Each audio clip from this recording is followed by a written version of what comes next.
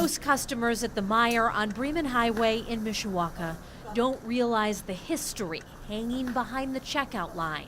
Coupons are M-Perks today. Neither does clerk Deb Barnhill, $4.81, 1, 2, 3, and 4. who on this day signs on at Register 12. I've noticed it, but I had no idea what it meant. It is likely the most personal memorial to World War I volunteers from Mishawaka. This picture, taken 100 years ago today, Pete DeKeever has noticed. The story has to be written, and it has to be written now. The Mishawaka historian made it his mission to figure out who those men were and what happened to them. The photograph was taken on the front steps of the U.S. Post Office building on May 10th, 1917. It was on this day that a crowd of thousands gathered to see them off.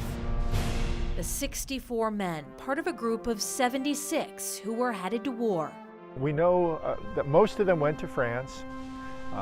Most of them probably saw combat or were relatively close to it. 5 of them died, 1 from disease, 4 as the result of combat.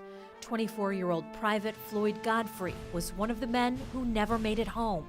His remains are buried at Fairview Cemetery.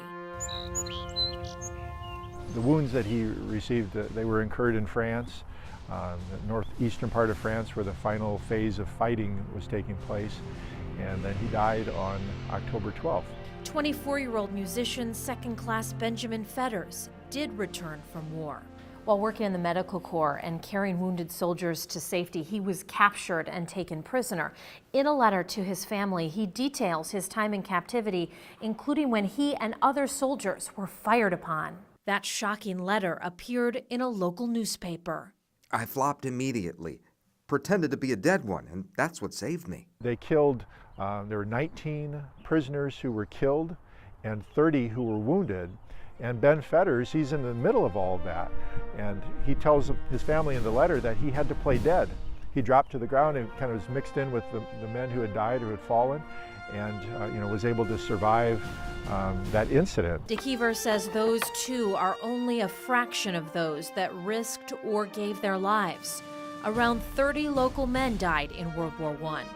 Nowhere are their names memorialized in Mishawaka. Not even on the memorial in City Hall, where the dead from every other war are listed. The amazing thing about that photograph is it's really the most personal kind of memorial to those men. It doesn't list the men who died, it doesn't list any names, but there you get to see their faces. And that means something, even if few notice. There they are, staring at us across a century of time. Maybe 30 feet of space, but a century of time. Kristen Bean, WSBT 22 News.